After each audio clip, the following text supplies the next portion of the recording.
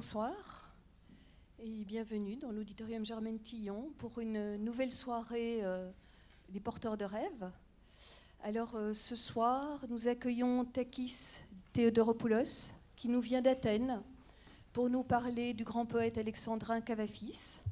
Et nous avons également à ses côtés Fabien Issa Bousseta qui va lire pendant la conférence certains poèmes de Kavafis. Alors, comme à l'habitude, à l'issue de la conférence, il y a un petit moment d'échange avec vous. Et puis, à 20h30, également, comme à l'habitude, un film à propos de Kavafis, un film qui a été réalisé par Ersi Sotiropoulos, que nous aurons d'ailleurs le plaisir d'accueillir la semaine prochaine au MUSEM, mais dans le cadre du cycle féminin-masculin. Donc ça, c'est mercredi prochain. Donc ce soir, vous voyez son film. La semaine prochaine, il est là pour une carte blanche. Donc je vous souhaite une très belle soirée. À tout à l'heure.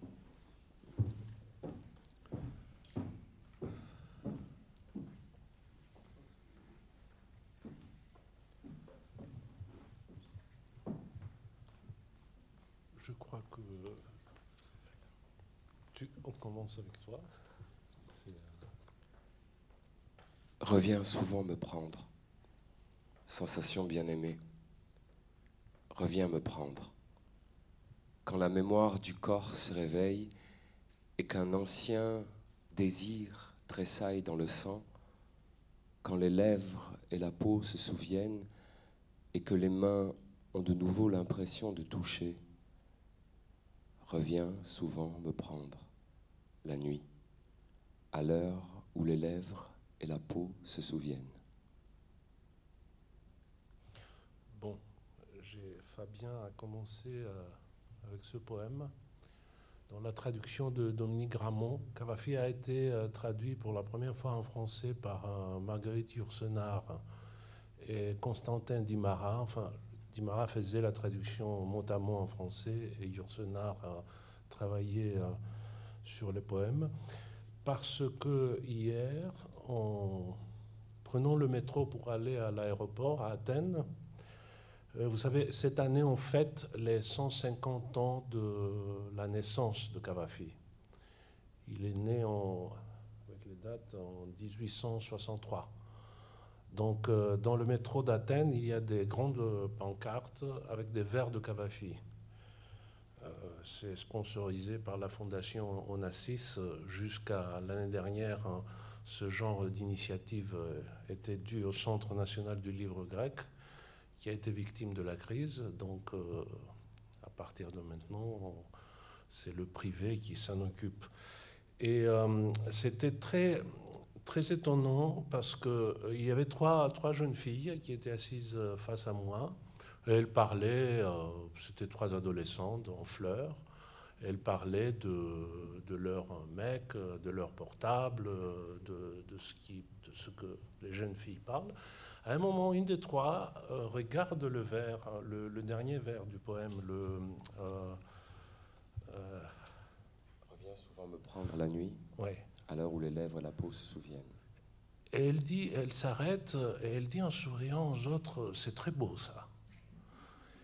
Bon, tout ça pour vous dire que Cavafi est un poète, notre seul poète, qui parle directement, même aujourd'hui, qui nous parle directement, c'est-à-dire sans l'intervention d'une lecture littéraire ou autre.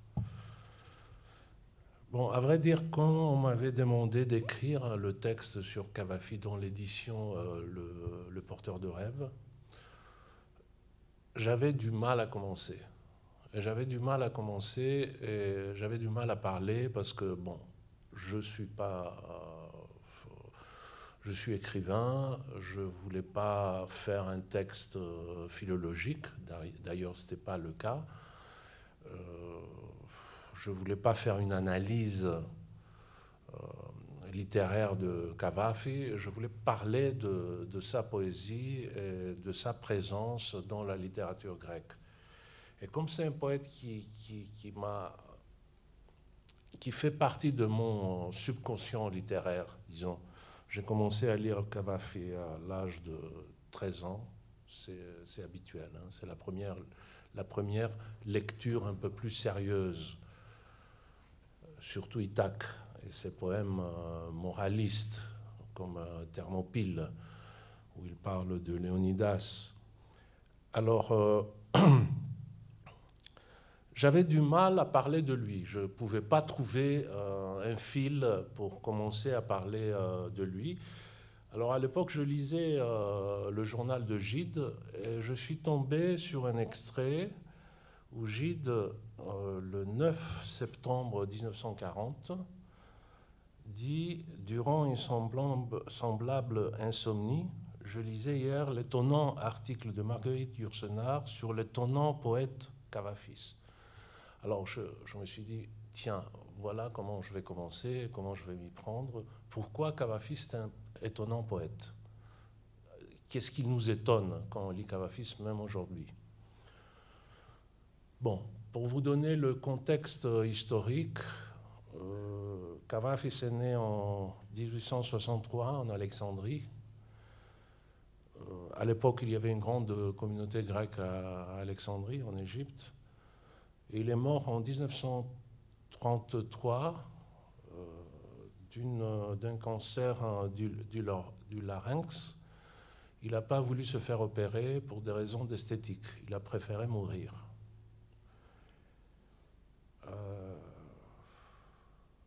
C'est une période très tourmentée pour le bassin méditerranéen et pour l'Europe entière. Cavafis a vécu la grande révolte des Égyptiens contre les Anglais, le bombardement d'Alexandrie par la flotte anglaise. Il a vécu les guerres balkaniques qui ont trop affecté l'histoire grecque moderne. La Première Guerre mondiale, l'expédition de l'armée grecque en Asie mineure en 1919, après la fin de la Première Guerre mondiale, et la débâcle qui a suivi l'expédition, l'incendie de Smyrne et l'expatriation d'1 million de Grecs de l'Asie mineure. Et ce qu'on appelle en Grèce, on appelle cette affaire de Smyrne la catastrophe, avec un K majuscule. Étrangement, alors qu'il était un homme plutôt qui vivait dans la modernité, dans sa poésie, il ne parle de rien de tout cela. C'est comme si il a tourné le dos à l'histoire de son temps, malgré que lui se définissait comme un poète historique.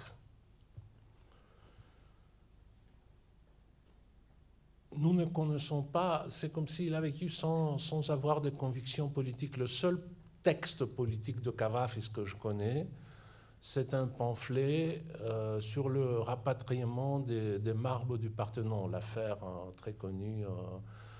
Cette histoire a commencé, le premier qui a demandé le rapatriement des marbres du Parthénon était Lord Byron, au début du 19e siècle. Cavafis a repris ça et après, Mélina Mercouri a recommencé l'histoire aux années 80, sans grand succès. Il était polyglotte, il parlait l'anglais, le français, il lisait le grec ancien, le latin, et bien sûr, il parlait le grec moderne. Bon, il vivait dans une ambiance cosmopolite, l'ambiance d'Alexandrie du fin 19e, début 20e. Comme dit Seferis, notre grand poète grec, notre premier prix Nobel de la Grèce en 62, il a écrit en grec parce qu'il a opté pour le grec. Il aurait très bien pu, parce que bon, ses lectures aussi le poussaient. C'est quelqu'un qui suit ce qui se passe en Europe. Il aurait pu écrire en français ou en anglais, mais il a opté pour le grec. Ça, c'est une spécificité de la poésie grecque. Je reviens à Seferis, qui dit que les trois grands poètes nationaux de la Grèce moderne, Solomos, le poète de la guerre de l'indépendance, auquel on doit aussi l'hymne national grec, Solomon, sa langue maternelle était l'italien. Il était ami de Ugo Foscolo. Ses premiers poèmes étaient écrits en italien, mais à un moment donné, il a décidé d'écrire en grec. Un grec qui, à son époque, n'existe pas. C'est lui qui a formé la langue grecque telle qu'on la parle aujourd'hui. À l'époque, le grec était un amas de dialectes. C'était très difficile de communiquer. Il se mélangeait d'albanais, de turc, et chapeauté par une langue érudite qui n'a jamais été parlée.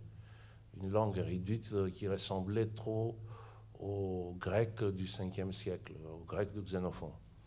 Alors Solomon a choisi d'écrire en grec.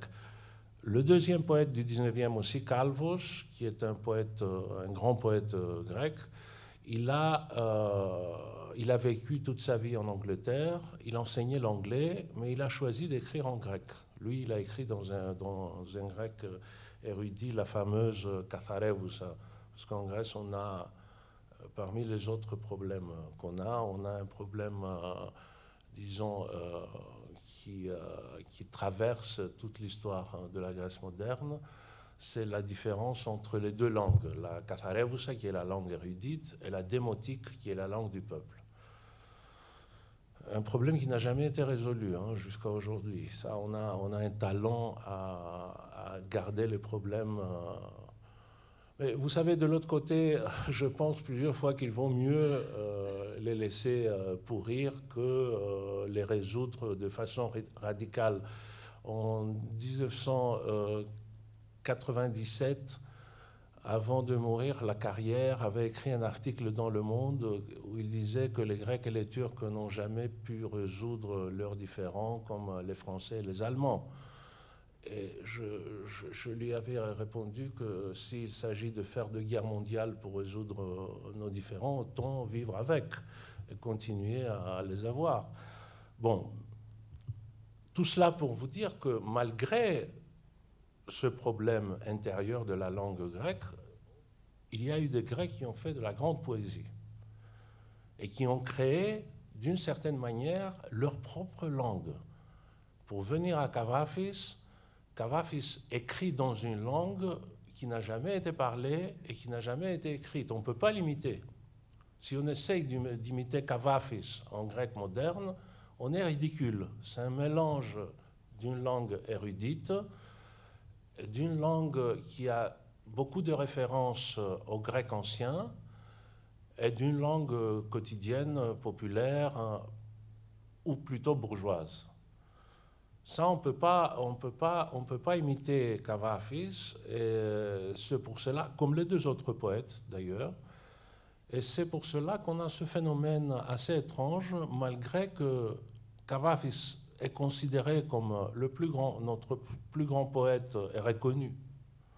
Parce que après sa mort, dans sa postérité, parce que quand il vivait, il était presque inconnu en Grèce, comme partout ailleurs. Il était connu seulement par un cercle d'initiés qui lisaient ses poèmes, qu'il publiait, il faisait imprimer sur des feuilles 1 ou 2 par an. Il n'a jamais eu de recueil de Kavafis pendant sa vie. C'est après coup qu'on a eu les recueils des poésies de Kavafis. Alors, ils n'ont pas créé une école. Kavafis n'a pas créé d'école. Il a créé une école de pensée. C'est-à-dire que même aujourd'hui, quand dans notre quotidien, et dans le langage même de la crise, il n'y a pas un jour où on ne voit pas un vers de Kavafis intervenir pour décrire ce qui nous arrive aujourd'hui.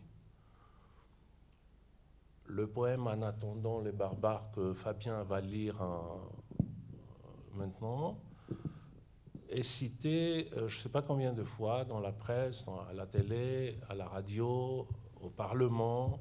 Moi aussi, quand je suis chroniqueur dans un quotidien d'Athènes, plusieurs fois, je me censure parce que j'ai dit, ça devient une banalité, mais en attendant les barbares, on entend des vers tous les jours. Vous allez voir pourquoi. C'est Pourquoi nous être ainsi rassemblés sur la place? Il paraît que les barbares doivent arriver aujourd'hui. Et pourquoi le Sénat ne fait-il donc rien? Qu'attendent les sénateurs pour édicter des lois? C'est que les barbares doivent arriver aujourd'hui. Quelle loi pourraient bien faire les sénateurs? Les barbares, quand ils seront là, dicteront les lois? Pourquoi notre empereur s'est-il si tôt levé et s'est-il installé aux portes de la ville sur son trône en grande pompe et ceint de sa couronne? C'est que les barbares doivent arriver aujourd'hui. Et l'empereur attend leur chef pour le recevoir. Il a même préparé un parchemin à lui remettre où il le gratifie de maints titres et appellations. Pourquoi nos deux consuls et prêteurs arborent-ils aujourd'hui les chamarrures de leur toge pourpre? Pourquoi ont-ils mis des bracelets tout incrustés d'améthyste et de bagues superbement ceints d'émeraudes taillées? Pourquoi prendre aujourd'hui leur canne de cérémonie aux magnifiques ciselures d'or et d'argent? C'est que les barbares doivent arriver aujourd'hui, et de pareilles choses éblouissent les barbares. Et pourquoi nos dignes rhéteurs ne viennent-ils pas, comme d'habitude, faire des commentaires, donner leur point de vue? C'est que les barbares doivent arriver aujourd'hui, et ils n'ont aucun goût pour les belles phrases et les discours. D'où vient tout à coup cette inquiétude et cette confusion? Les visages comme ils sont devenus graves. Pourquoi les rues, les places se vident-elles si vite et tous rentrent-ils chez eux, l'air soucieux? C'est que la nuit tombe et que les barbares ne sont pas venus. Certains, même de retour des frontières, assurent qu'il n'y a plus de barbares. Et maintenant, qu'allons-nous devenir sans barbares? Ces gens-là, en un sens, apportaient la solution. Oui. En grec, c'est le dernier, c'est «I varvari αυτοί ήταν μια κάποια λύσης». Il écrit dans un grec unique et très beau, un moment qui est... Une autre chose qui étonne chez Kavafis, et qui, à la différence de toutes les autres grandes figures littéraires, c'est qu'il semble un homme qui n'a aucune biographie. C'est-à-dire, rien d'important n'a marqué sa vie. Il était fils d'un commerçant aisé de coton à Alexandrie. Il était le commerce du coton était un commerce que les Grecs pratiquaient en Égypte. Lui, il a passé sa vie en travaillant dans la compagnie des eaux, était un employé médiocre sans plus. Il a voyagé en Angleterre, à Constantinople. Il a vécu 2 ans à Constantinople. Il est revenu à Alexandrie. C'était un homme très digne, un bourgeois. Il vivait dans la manière des bourgeois de son époque. Mais il était homosexuel, et homosexuel avoué, ce qui était un scandale pour la petite communauté grecque d'Alexandrie de l'époque, orthodoxe, très conservatrice, qui considérait l'homosexualité comme le vice par excellence. Malgré cela, Kavafis a gardé sa dignité pendant toute sa vie. Il visitait le quartier malfamé de Massalia, à côté de la rue Lepsius, et il recevait chez lui, les descriptions, je ne sais pas si c'est une légende ou si c'est des descriptions réelles. Il était toujours très bien habillé avec des étoffes anglaises, un chapeau de paille. Et il recevait chez lui où il faisait très attention au jeu des ombres de la lumière qui traversait la fenêtre. Il arrangeait les rideaux toujours avec une attention très minutieuse. Lui, il préférait être toujours à l'ombre et il aimait le bon whisky. Bon, voilà, c'est à peu près aucun scandale, aucune grande passion, rien. On sait, comme dit Seferis encore une fois, parce que Seferis a beaucoup étudié, lu et aimé Kavafis, si on enlève sa poésie, il ne reste plus rien de Kavafis. Ça, c'est, on n'en parle plus de Kavafis, n'existerait pas. Lui, il préférait dire qu'il était hellénique, et pas hellène, pas grec. Il considérait Athènes de son époque comme une province, et c'est vrai que bon, jusqu'à la Deuxième Guerre mondiale, et même plus tard, Athènes et la vie littéraire d'Athènes étaient par rapport à Alexandrie, où il y avait Ungaretti, il y avait, enfin, ils étaient en communication directe avec tout ce Forster, avec tout ce qui se passait au reste de l'Europe. Athènes était une petite ville provinciale, très ancrée sur l'esthétisme, et c'est pour ça que Kavafis a été reconnu après la Deuxième Guerre mondiale, en fait. Les Grecs ont commencé à lire Kavafis après la Deuxième Guerre mondiale, et on a commencé à traduire Kavafis. Bon, je crois que la première traduction en langue étrangère, c'est Yourcenar et Dimaras. Il a été très traduit en anglais. Il est très reconnu surtout par les anglo-saxons. Bon. Et moi, je crois que c'est dommage que sa voix n'a jamais été enregistrée. J'essaie d'imaginer cette voix un peu ironique, un peu sarcastique, mais en même temps très tendre et très passionnée par ce qu'il raconte. Cette voix qui semble converser avec l'histoire en chuchotant, en lisant. Lui, il disait qu'il était un poète historique, mais en lisant ces poèmes historiques, on a l'impression qu'on est assis sur le comptoir d'un bar, devant le comptoir, et le type qui est à côté, en train de siroter son whisky, te raconte ce qui s'est passé hier avec Antoine à Alexandrie. C'est comme s'il te racontait la rencontre avec un ami et le malheur d'un ami qu'il a vu il y a quelques heures. Alors je crois que c'est le bon moment pour lire, Fabien, pour que tu lises le poème sur Antoine. C'est un de mes préférés de Kavafis. Ça aussi très cité, surtout le dernier vers, vous allez voir pourquoi. Quand soudain, aux environs de minuit, tu entendras passer un cortège invisible avec des mélodies sublimes, ponctuées de clameurs. Alors, sur ta fortune qui chancelle, sur tes œuvres qui ont échoué, les projets de ta vie, qui tous se sont révélés n'être que chimères, ne te lamente pas en vain. En homme prêt depuis longtemps, en homme courageux, une dernière fois, salut Alexandrie qui s'éloigne. Surtout, ne t'abuse pas, ne t'en va point dire que ce n'était qu'un rêve, que ton oreille se méprise. À d'autres, d'aussi sottes espérances. En homme prêt depuis longtemps, en homme courageux, comme il convient à qui pareille cité s'est livré, approche-toi résolument de la fenêtre, et avec émotion, certes, mais sans les plaintes et supplications des lâches, écoute.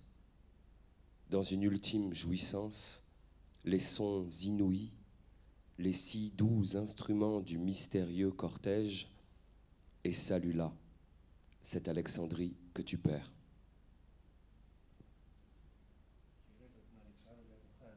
En grec, le dernier vers. Il était érudit, Kavafis. Il lisait le latin, il aimait beaucoup les historiens. Il lisait Plutarque.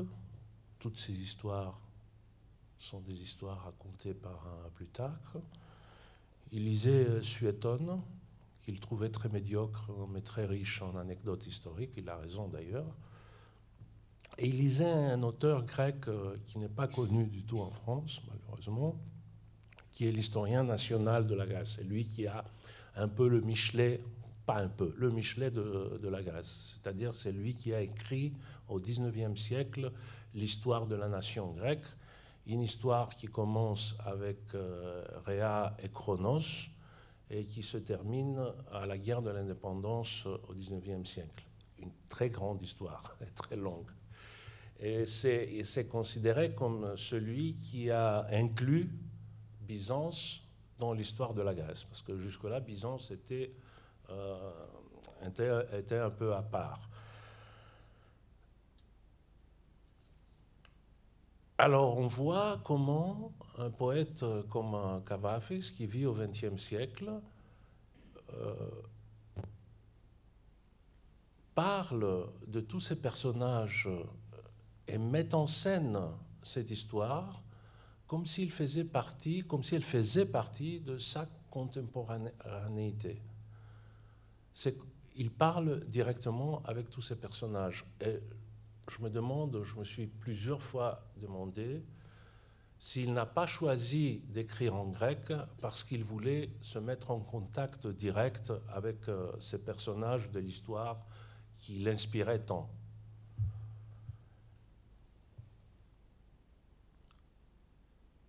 En essayant de répondre à la question pourquoi est-il étonnant, je me suis dit parce que une première réponse, c'est cette possibilité qu'il a de traverser les distances historiques tout en respectant la temporalité historique. Il sait qu'il parle d'une autre époque, il sait qu'il parle d'Antoine, il sait qu'Antoine a vécu au 1er siècle avant notre ère.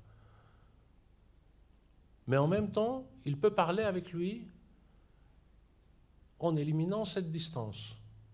Ça, je ne sais pas comment il a pu le faire. C'est vraiment... non, mais c'est ça le génie poétique de Kavafis. Il ne fait pas des anachronismes, pour dire. Ce n'est pas Hollywood qui parle où les légionnaires portent des montres où ils portent des plastiques. Il déteste ça. Il respecte les distances historiques, il respecte l'histoire. Et il aime les historiens.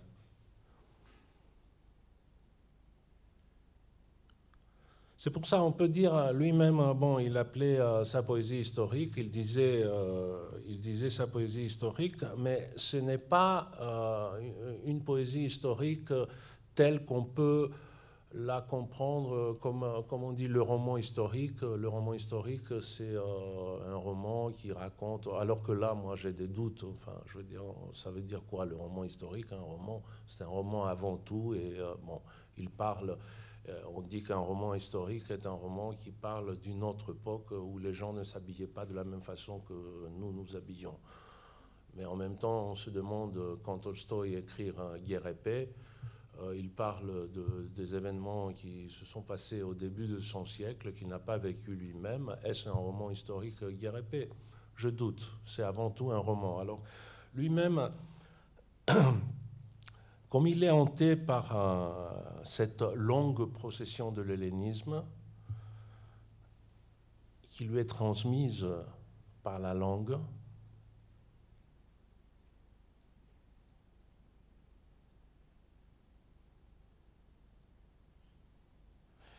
comme il sait inclure dans sa poésie, dans le présent de sa poésie, une histoire millénaire qui inclut le monde. Il y a des poèmes de Kavafis qui se réfèrent à la mythologie homérique, sans jamais parler d'Homère. Il parle de personnages comme s'ils étaient, comme d'Hector, comme si Hector existait. Il parle de Léonidas comme si Léonidas était quelqu'un le type d'à côté. Et il inclut la Méditerranée romaine, la Méditerranée hellénistique. Les premiers temps du christianisme, ça aussi c'est une autre chose qui m'étonne chez Kavafis. Il était pratiquant comme les Grecs le sont.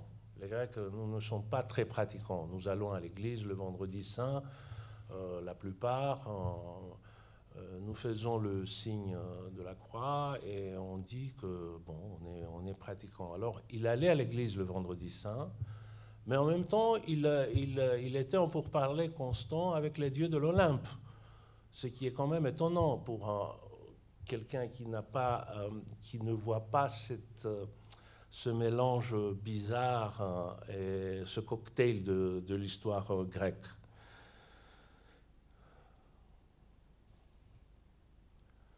Oui, je dis que ce qui est étonnant, c'est que la vue de Kavafis est presbyte, d'une certaine manière. Il voit très bien loin, mais il ne voit rien à côté de lui. Il ne parle jamais d'Alexandrie. Il ne parle jamais de la Méditerranée. Par exemple, c'est la mer, c'est jamais la Méditerranée. Alexandrie, c'est la ville. Sauf quand on va chez Marc-Antoine. Là, il est à l'aise, il peut dire le mot Alexandrie. Alors que quand il fait sa poésie sur sa vie contemporaine, Alexandrie n'existe pas, c'est la ville. Malgré que Alexandrie, la ville, est omniprésente dans sa poésie.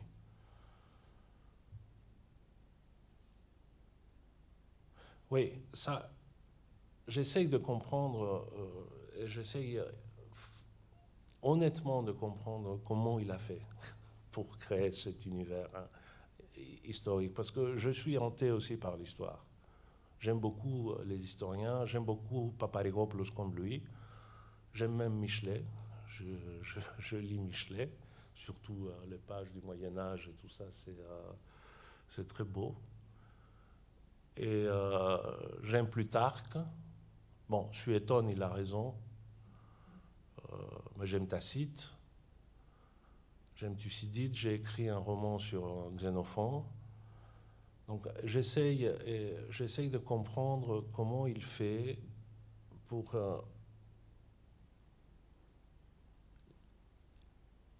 atteindre cette clairvoyance qui lui permet de traverser les limites de l'histoire tout en sachant, tout en admettant que c'est de l'histoire. Je crois qu'il y a une réponse à ça, et je crois que ce qui compte pour Cavafis surtout, c'est que tout est admis et tout est intégré dans le paysage. Il crée des mises en scène. Il se sent en sécurité parce qu'il sent qu'il a un espace, qu'il est entouré par un espace plein de ruines de l'Antiquité classique, de l'Antiquité hellénistique et romaine à Alexandrie, qui, d'une certaine manière, rendent cette histoire palpable. Et en même temps, il a une ingéniosité très précieuse, c'est-à-dire il a un regard sur certains personnages historiques qui est unique et qui appartient uniquement à Cavafis. Je pense à Ithaque, le premier poème que j'ai lu dans ma vie. Ma mère m'a dit à l'âge de 13 ans, bon, maintenant tu vas lire Ithaque et tu vas me dire ce que tu as compris. Alors, c'est un des poèmes les plus fameux de Cavafis et qui parle d'Ulysse. Quand tu prendras le chemin d'Ithaque, souhaite que la route soit longue, pleine d'aventures, pleine d'enseignements. Les Lestrygons et les Cyclopes ne les crains pas, ni la colère de Poséidon. Jamais tu ne trouveras rien de tel sur ton chemin si ta pensée reste élevée, si une émotion rare étreint ton esprit et ton corps. Les Lestrygons et les Cyclopes, tu ne les rencontreras pas, ni l'irascible Poséidon, si tu ne les transportes pas dans ton âme, si ton âme ne les fait pas surgir devant toi. Souhaite que la route soit longue, que nombreux soient les matins d'été où, avec quel plaisir et quelle joie, tu découvriras des ports que tu n'as jamais vus, Arrête-toi dans les comptoirs phéniciens pour te procurer de précieuses marchandises, ambre, corail, ébène, nacre et capiteux parfums de toutes sortes, le plus que tu pourras de capiteux parfums. Visite aussi beaucoup de villes égyptiennes et n'aie de cesse de t'instruire auprès de ceux qui savent. Garde toujours Ithaque présente à ton esprit. Y parvenir est ta destination finale, mais ne te hâte surtout pas dans ton voyage. Mieux vaut le prolonger pendant des années et n'aborder l'île que dans ta vieillesse, riche de ce que tu auras gagné en chemin, sans attendre d'Ithaque aucun autre bienfait. Ithaque t'a offert ce beau voyage. Sans elle, tu n'aurais pas pris la route. Elle n'a rien de plus à t'apporter. Et même si elle est pauvre, Ithaque ne t'a pas trompé. Sage comme tu l'es, avec une expérience pareille, tu as sûrement déjà compris ce que les Ithaques signifient.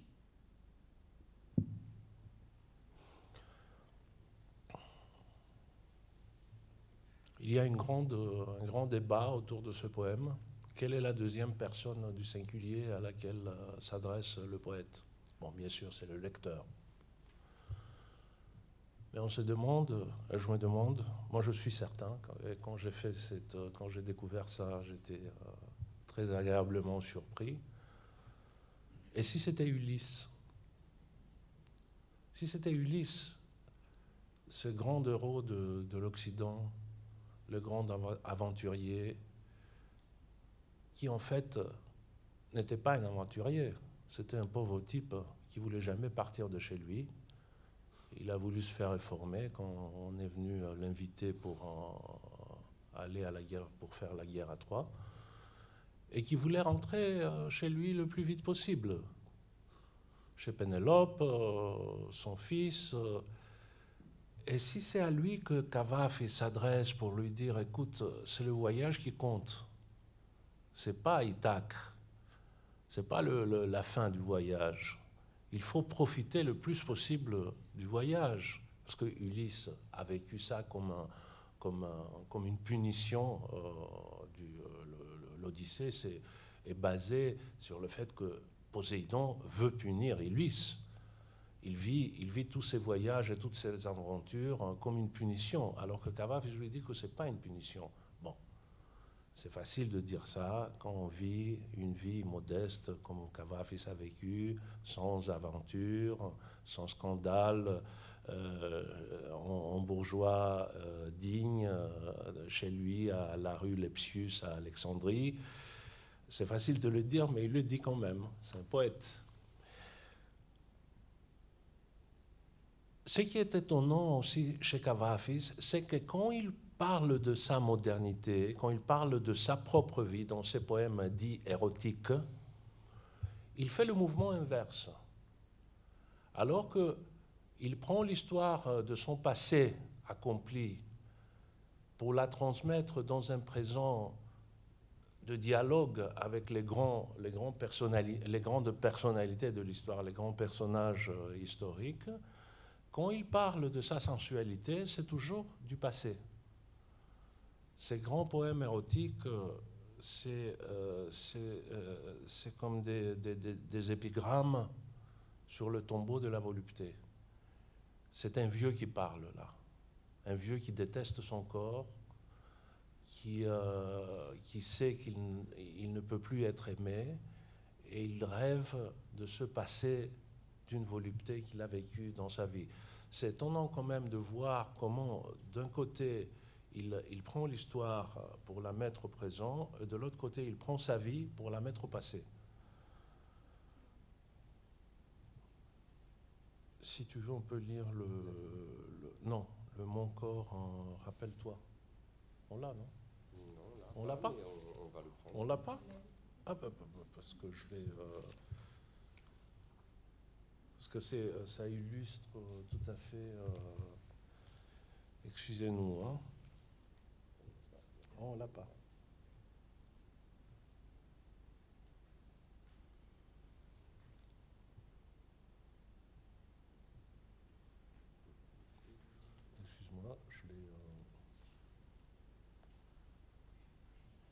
Et c'est pour ça que Lawrence Darrell, dans le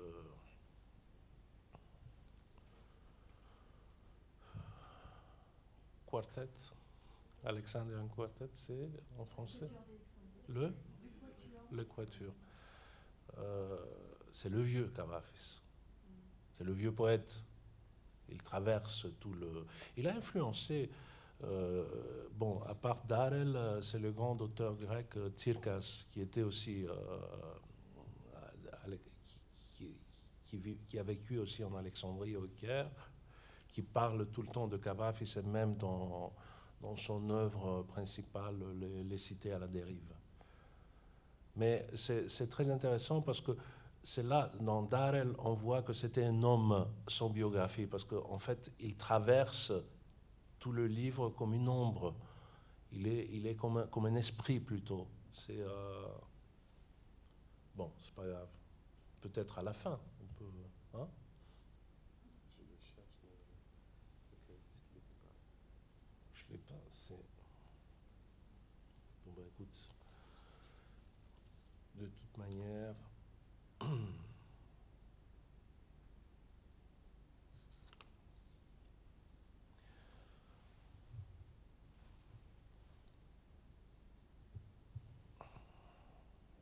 Bon, c'est de ma faute. Hein. C'est moi qui n'a pas... qui a été...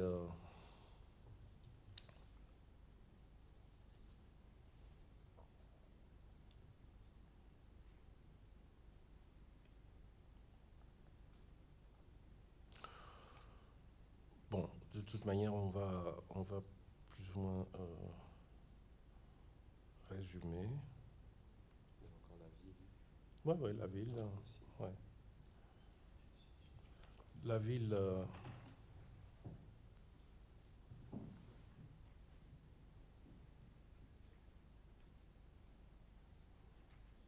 Joseph Brodsky, il a écrit un très beau, un essai très important sur Kavafis qui s'appelle Pendulum 5. Il dit qu'il faut lire Kavafis comme un work in progress. Il n'a pas, c'est vrai que Kavafis n'a pas fait des recueils de poésie. Il n'a pas fait des œuvres, disons, finies. Il écrivait des poèmes, 1 ou 2 par an, qu'il faisait imprimer. Et c'est comme si toute sa poésie était un seul poème. Étonnant aussi, parce que malgré le fait qu'on sent, en lisant ce poème, que derrière, il est travaillé par une idée forte, on ne peut pas détecter cette idée, on ne peut pas la décrire. On ne peut pas dire, on peut pas prendre un fil conducteur pour interpréter toute la poésie de Kavafis. On a le sentiment que pour l'interpréter vraiment, il faut la répéter, d'où l'insistance de ces vers dans le quotidien même d'aujourd'hui. Ce n'est pas ces idées qu'on cite, ce sont les vers même. Et des vers qui n'ont rien à faire avec la tradition poétique grecque, parce que la tradition poétique grecque de l'époque se prêtait à un lyrisme plutôt exubérant. Et ça, c'est Kavafis par rapport aux autres poètes de son époque grecque, malgré que la Grèce, bon, plutôt dû au fait que la Grèce vivait, la littérature grecque vivait dans la poésie. La prose était considérée comme un travail mineur par rapport à la poésie. Même Kazantzakis, qui est notre plus grand romancier du XXe siècle, au début, il disait que je suis un poète parce qu'il n'osait pas dire que je suis romancier ou que je fais de la prose. Il aurait tout de suite...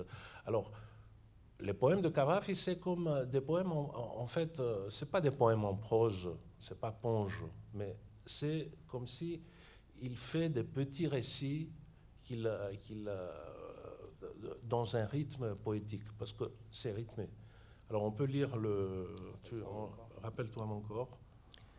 Mon corps, rappelle-toi non seulement combien tu fus aimé, non seulement les lits où tu t'es allongé, mais aussi ces désirs qui pour toi brillait ouvertement dans les yeux, qui tremblait dans la voix, et qu'un obstacle quelconque a empêché de se réaliser. Maintenant que tout cela appartient au passé, c'est presque comme si à ces désirs aussi tu t'étais livré, comme ils brillaient. Rappelle-toi, dans les yeux qui te regardaient, comme ils tremblaient dans la voix, pour toi. Rappelle-toi, mon corps. C'est quand même étonnant de passer d'une page à l'autre d'un dialogue avec Marc-Antoine, Julien Laposta, l'empereur Comnène, Léonidas, Hector, et puis dans l'autre page, on se retrouve dans une chambre obscure d'un hôtel minable bon marché où Cavafis se rappelle de ses moments de jeunesse. Et il fait ça du même mouvement, avec le même ton un peu distant, mais en même temps très familier. Et parce qu'en fait, bon, en poésie, c'est pas seulement Cavafis, mais en poésie, tout est une question de ton. C'est pas les mots qui comptent, c'est le rythme de la narration. Bon, pour finir, comme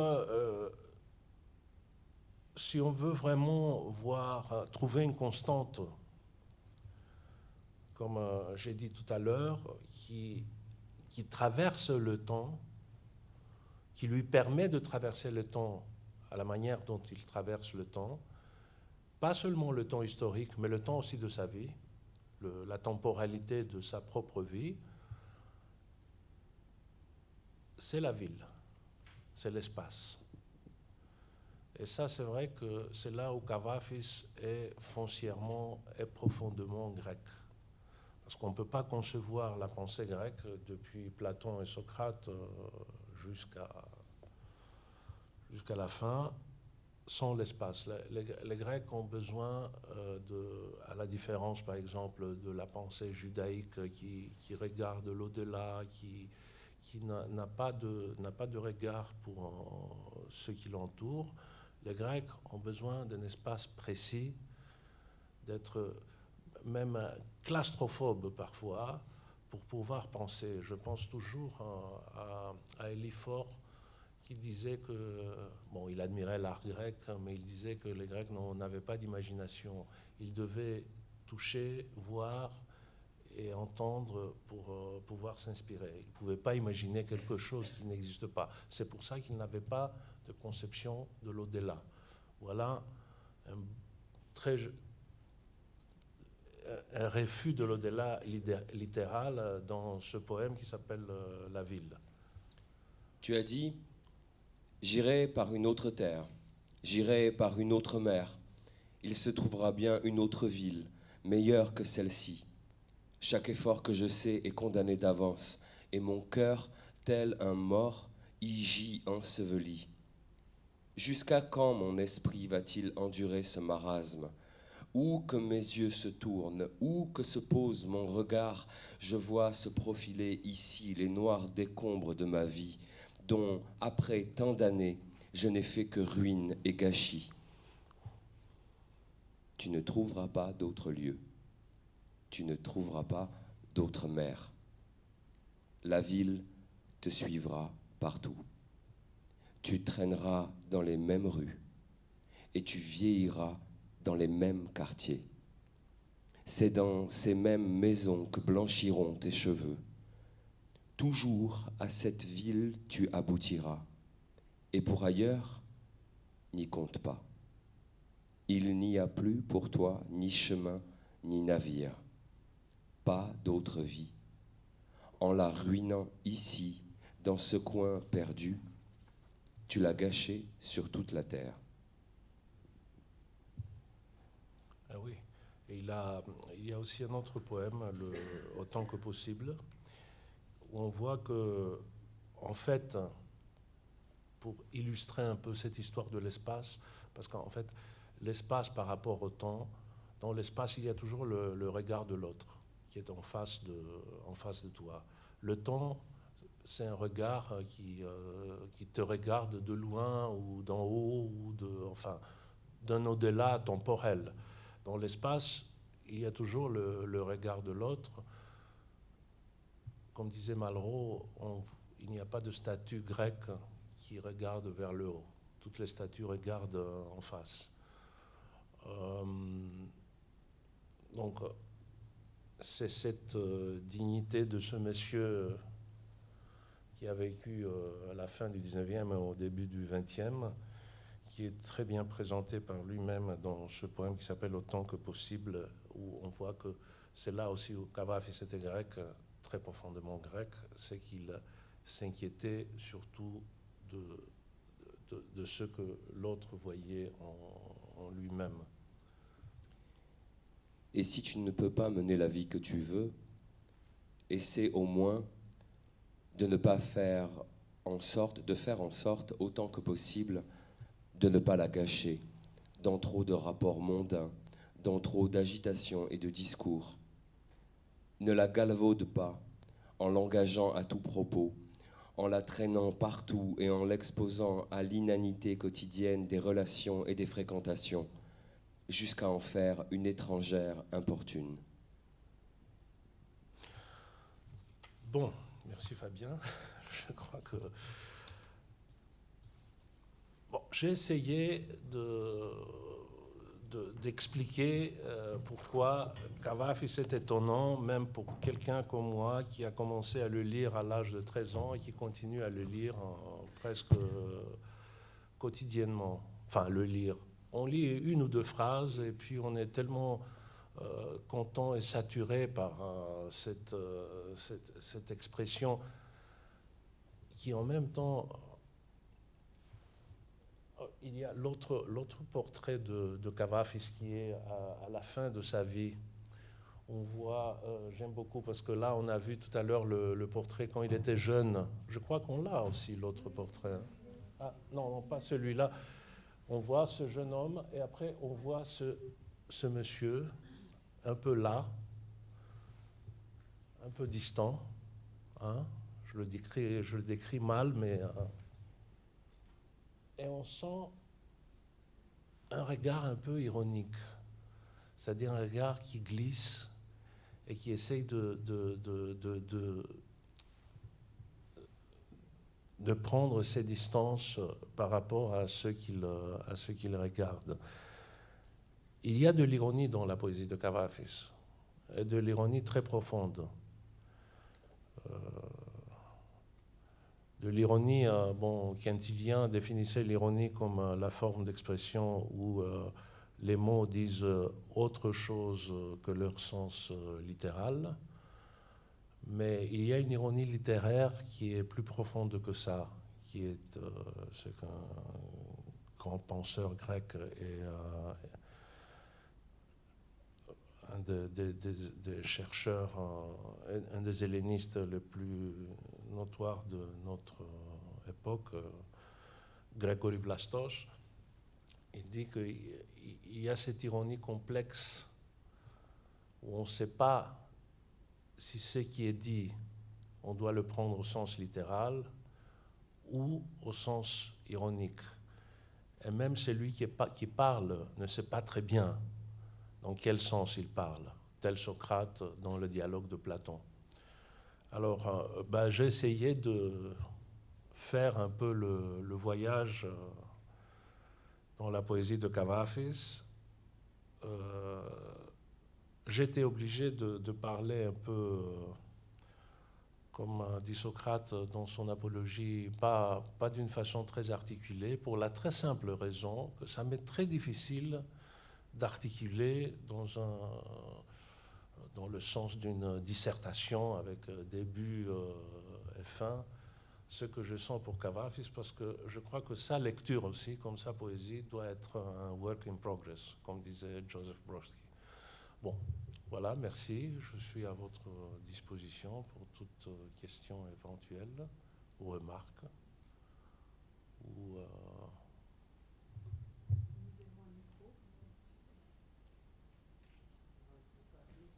il y a un micro là? Il y a un micro.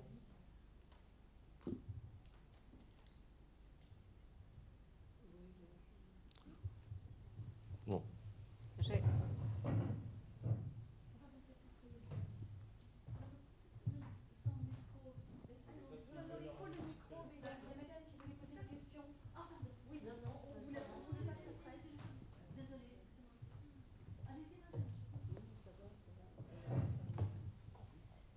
Excusez-moi, s'il vous plaît, ce n'est pas les questions, c'est les demandes. Si c'est possible, dire quelques strophes en grec pour écouter la langue.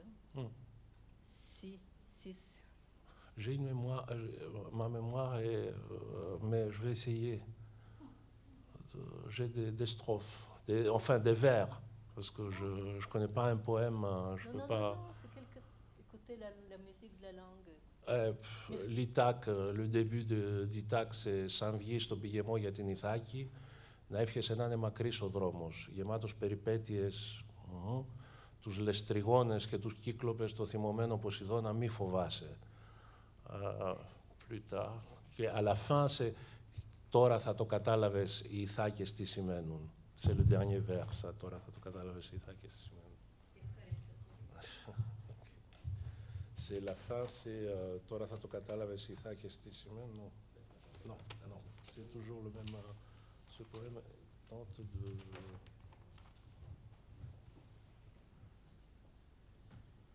Tu as sûrement déjà compris ce que les Ithaques signifient. En français, il y a deux traductions. Il y a celle de Dominique Gramont. À vrai dire, je ne peux pas le juger parce que quand je lis le texte en français, c'est le texte grec qui me vient en tête. Et je peux pas comprendre comment quelqu'un qui lit directement en français reçoit ça. C'est très difficile. J'ai le même problème avec mes propres livres. Je ne peux pas juger le traducteur parce que c'est le texte grec qui...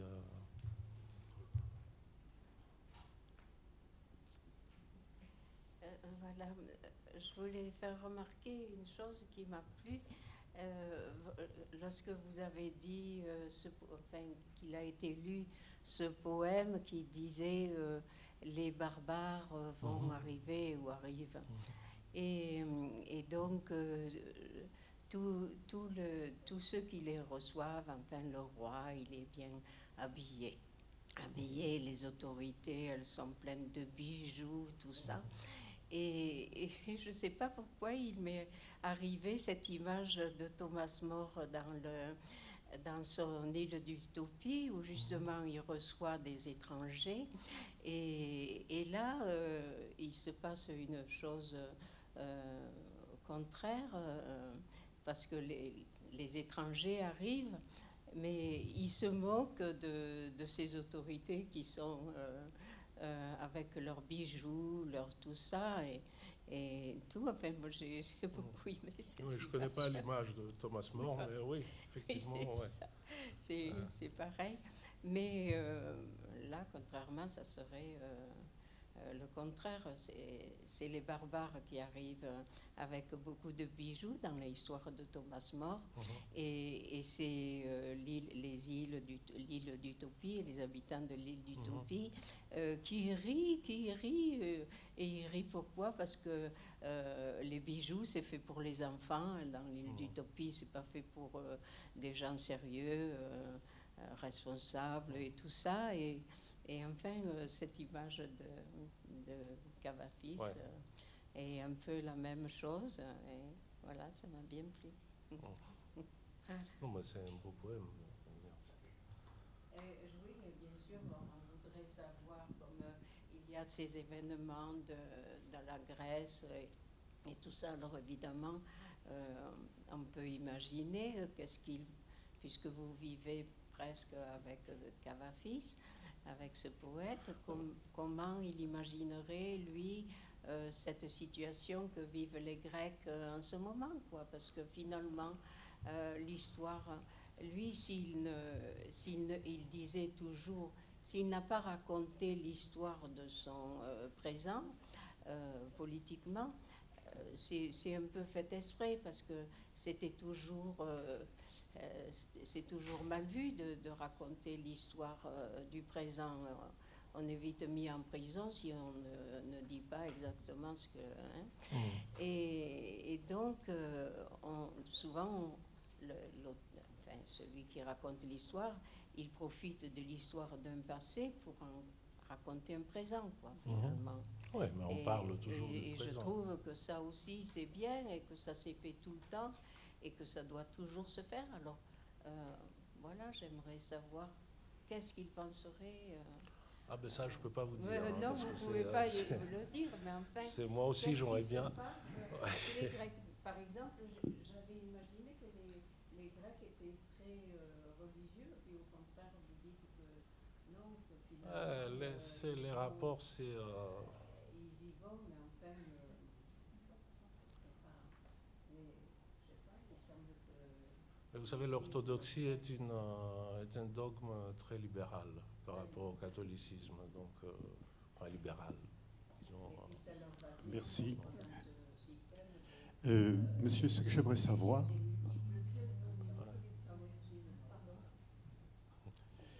Voilà, merci pour ce que vous avez dit sur ce poète. Il est beaucoup cité dans les médias actuellement, vous nous l'avez dit. Ce que j'aimerais savoir, est-ce qu'il a été chanté, est-ce qu'il a été mis en musique, est-ce que ces poésies ont été... Voilà. Si, il y a plusieurs de ces poèmes. Et qui l'a chanté? Ah, je connais... Je veux dire, il n'a pas été chanté par Mélina Mercouri, par des chanteurs très connus en France, tout ça. Non, c'est plutôt chez vous qui était chanté. Oui, mais tout... En grec et tout ça. En grec, si, il y a de plus jolis poèmes. C'est Hatzidakis, l'auteur le compositeur des Enfants du Pirée, qui l'a fait. Oui. Heureusement, Mélina n'a pas chanté. Oui. Non, mais ça lui va pas, parce qu'elle était très... alors que Kavafis, il faut parler en sourdine. Non, mais comme la poésie est très agréable à chanter en grec, c'est pour ça que je vous pose la question. Alors qu'elle était...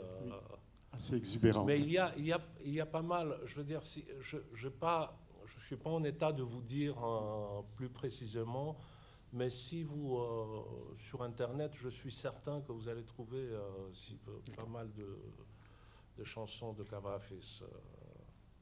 Même la ville, le premier poème, c'était en français, Reviens. Revient, vous voyez, Revient a posé un grand problème linguistique aux philologues, parce qu'il emploie une forme du verbe. Bon, revient, c'est l'impératif. C'est l'impératif. Alors, en grec, on fait souvent une faute, parce que dans les temps du passé, c'est-à-dire l'aoriste, le passé simple, le passé composé, le grec ajoute ou change la voyelle du début, la première voyelle du verbe, ou la première voyelle de la syllabe du verbe.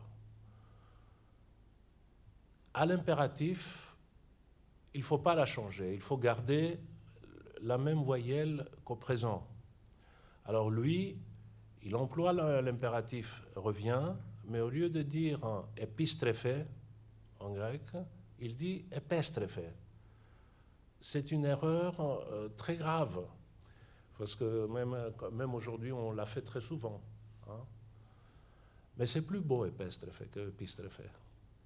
Alors il a préféré faire cette faute grammaticale parce que ça sonne mieux, enfin j'imagine.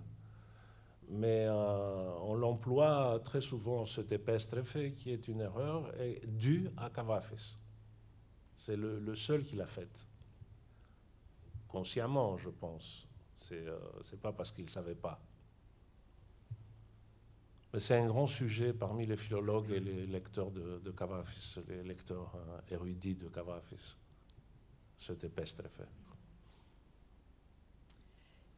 Moi j'ai une petite question, puisqu'on a on a bien compris combien Cavafis est présent dans la Grèce d'aujourd'hui, puisque c'est comme ça qu'on a commencé avec la petite histoire qui s'est passée dans le métro à votre départ. On a évoqué aussi Laurence Turel et le Quatuor d'Alexandrie, où Cavafis est un peu comme un fantôme. Je voudrais savoir, puisqu'on a parlé cet après-midi d'un écrivain qui est un ami, Elias Khoury, qui est écrivain libanais, d'origine grecque orthodoxe, qui écrit en arabe et qui m'avait cité récemment, lors d'une rencontre, le poème « En attendant les barbares ». Ce poème a également, je pense, été l'objet d'un texte d'Édouard Saïd, le grand intellectuel palestinien. Et donc, vu que Cavafis a vécu à Alexandrie, donc il est à l'entrecroisement des mondes, voilà, quelle est sa postérité, en particulier dans la littérature arabe contemporaine, dans la poésie, sachant que nous terminerons ce cycle, Les Porteurs de Rêves, avec la grande figure du poète Mahmoud Darwish. Voilà, si vous pouviez un petit peu nous donner des éléments de lien. Je ne sais pas. La seule chose que je sais, c'est qu'il y a 3 ou 4 ans en Alexandrie, il y avait un poète égyptien. Non, c'était à une rencontre avec Thierry Fabre et Elias Khoury à Beyrouth. Ouais, ça, il y a... où le poète égyptien parlait de Cavafis en disant que c'est un poète égyptien. Bon, c'est vrai qu'il avait un passeport égyptien, mais il a écrit en grec. Non, mais ça, c'est de l'autre côté, c'est touchant et c'est très intéressant. C'est-à-dire, il le considère comme un poète égyptien, sauf qu'il a écrit en grec. Bon, c'est de la même façon que nous, les Grecs, nous considérons Lord Byron comme un poète grec, parce qu'il nous aimait. Donc, ouais.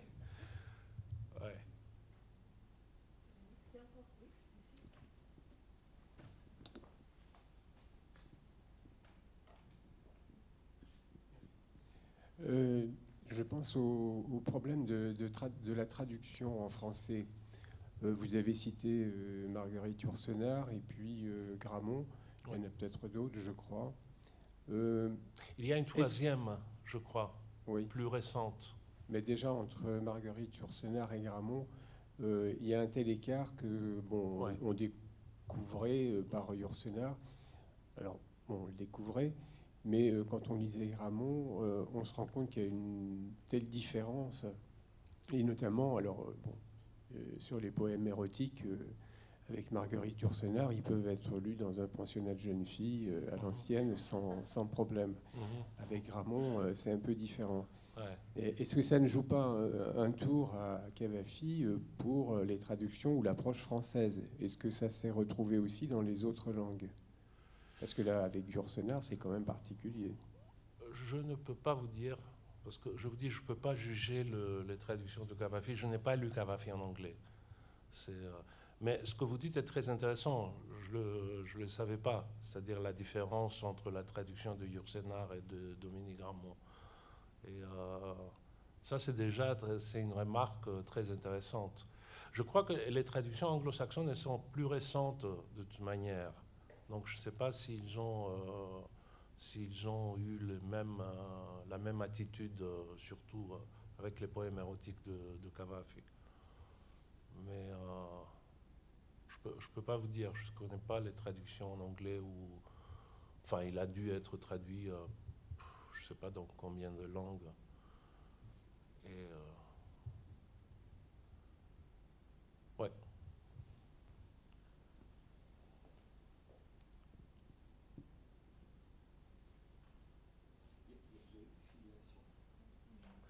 Non, il n'y a pas de filiation de Cavafis. C'est pour ça que j'ai dit, et ça c'est une spécificité de la littérature grecque moderne, c'est qu'on n'a pas des écoles. Même nos grands poètes n'ont pas laissé, si, à part Palamas, mais Cavafis, il n'est pas... c'est ce que j'ai essayé de dire tout à l'heure, c'est qu'on ne peut pas prendre un style poétique et l'élaborer et dire ce qu'on croit qu'il devait dire ou qu'il n'a pas dit ou qu'il n'a pas eu le temps de dire.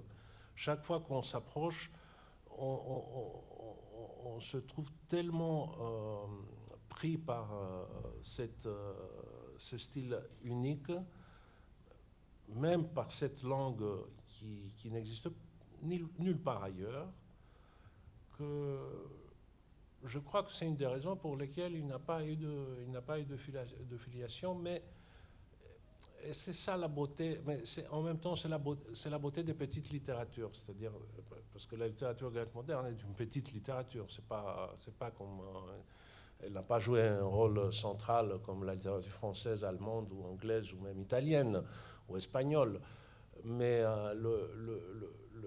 le charme de petite littérature, c'est que chaque écrivain est comme une petite île qui ressemble aux autres, comme toutes les petites criques en mer Égée ressemblent l'une à l'autre, mais en même temps, le coucher du soleil est toujours unique. Je veux dire, il y a quelque chose qui, chaque fois, change. Bon, dans le cas de Cavafy, bien sûr, ça c'est très prononcé et très bien. Il a su se protéger par ses imitateurs.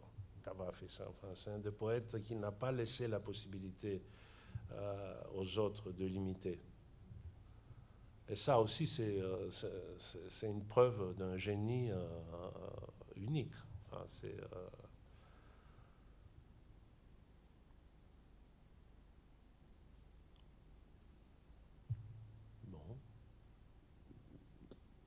S'il n'y a plus de questions, on va s'arrêter là et remercier Takis de nous avoir permis de nous approcher, en tout cas, de Cavafy. On ne sait pas trop à quelle distance on est aujourd'hui, mais en tout cas, il a été présent.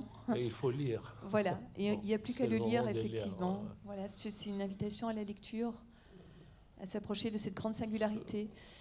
Voilà, et puis pour ceux qui le souhaitent, donc le film à 20h30 pour continuer le voyage autour de cette figure. Et puis sinon, il n'y a pas de rencontre porteur de rêve la semaine prochaine, mais la semaine suivante, le 31 octobre, là c'est Thierry Fabre lui-même qui nous présentera Jacques Berck. Voilà, au plaisir de vous retrouver, donc un de ces jeudis. Bonne soirée.